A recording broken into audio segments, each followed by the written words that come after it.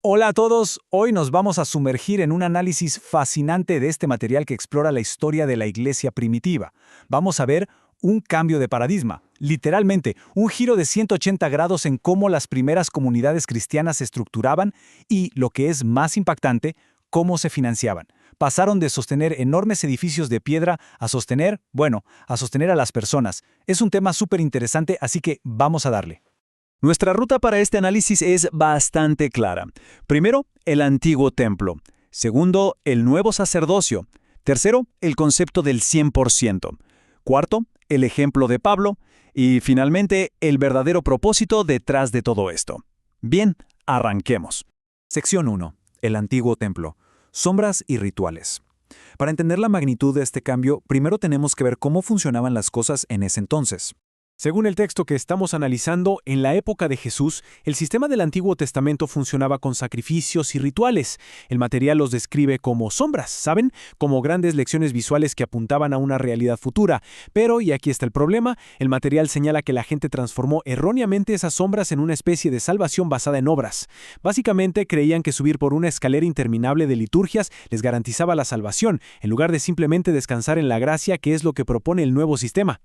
Y dentro de ese antiguo sistema, el tema del dinero era súper específico. El material resalta la palabra clero, que en griego significa herencia. Resulta que los sacerdotes del templo, los levitas, no tenían tierras, no poseían una herencia física. ¿Por qué? Porque literalmente su herencia era Dios mismo. Por eso, un 10% obligatorio de todo lo que producía la comunidad iba directo a ellos, ya que se dedicaban a tiempo completo a mantener el templo. Lo que nos lleva a la sección 2. El nuevo sacerdocio, una fe descentralizada. Aquí es donde la historia da un giro espectacular.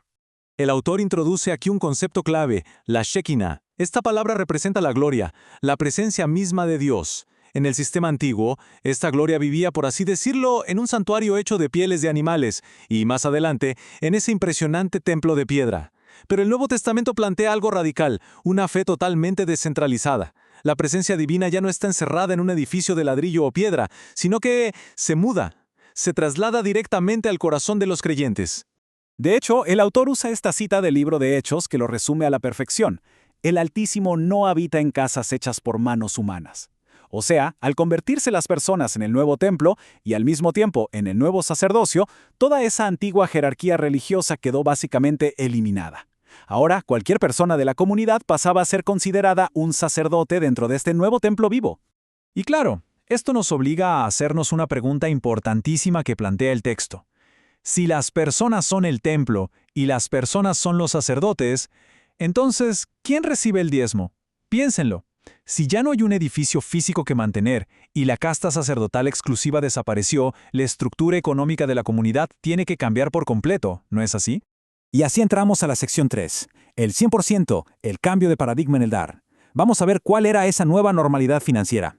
Generalmente, cuando pensamos en qué porcentaje de los recursos le pertenece a Dios, la cabeza se nos va de inmediato a este número, el 10%. Y tiene sentido, esa era la regla del Antiguo Testamento. El autor nos recuerda que era un impuesto obligatorio tan estricto que los vecinos literalmente auditaban las cosechas de los demás para asegurarse de que entregaran hasta la última semilla de anís para mantener a la institución.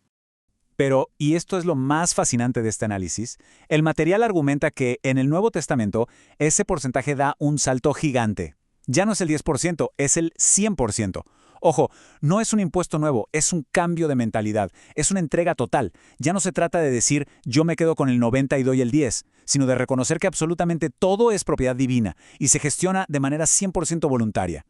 El libro de Hechos documenta esta manera de vivir diciendo que ninguno decía ser suyo propio nada de lo que poseía. El material de origen nos da el ejemplo de José, un levita mejor conocido como Bernabé. Entendiendo esta nueva economía, el tipo fue, vendió un campo que tenía y entregó el dinero. Pero no para construir un salón de eventos o un templo nuevo, sino para que se repartiera entre cualquier persona que estuviera pasando necesidad. Para bajar un poco estos conceptos a la realidad, el texto nos propone un ejemplo súper práctico. Imaginemos a una mujer de la comunidad, digamos Dorcas, que se dedica a coser ropa para los más pobres, pero se queda sin dinero para comprar materiales. En este modelo descentralizado, si alguien tiene $500 ahorrados para unas vacaciones y siente el impulso del espíritu, va y le da esos $500 directamente a Dorcas. sin mínimos forzados, sin pasar por una oficina administrativa. Es una transferencia directa y espontánea para eliminar una necesidad real en el momento exacto. Y para contrastar esto, el expositor comparte una anécdota personal trabajando para una organización benéfica en Australia. Resulta que por cada $10 que alguien donaba, $9.50 se iban en gastos administrativos, ya saben, oficinas, autos, calefacción. Y solo 50 centavos llegaban de verdad a la gente necesitada. El análisis usa este dato para criticar cómo muchas iglesias institucionales modernas terminan convirtiéndose en elefantes blancos, devorando una inmensa cantidad de recursos solo para mantener la estructura de ladrillo. Pasemos a la sección 4.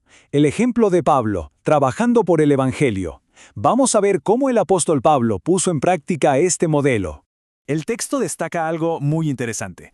Aunque Pablo tenía todo el derecho de exigir apoyo financiero por su labor, casi siempre decidía no hacerlo. Cuando estuvo en Corinto, por ejemplo, se puso a trabajar fabricando tiendas de campaña junto a Aquila y Priscila. Trabajaba con sus propias manos. No recibía un sueldo fijo de una sede central.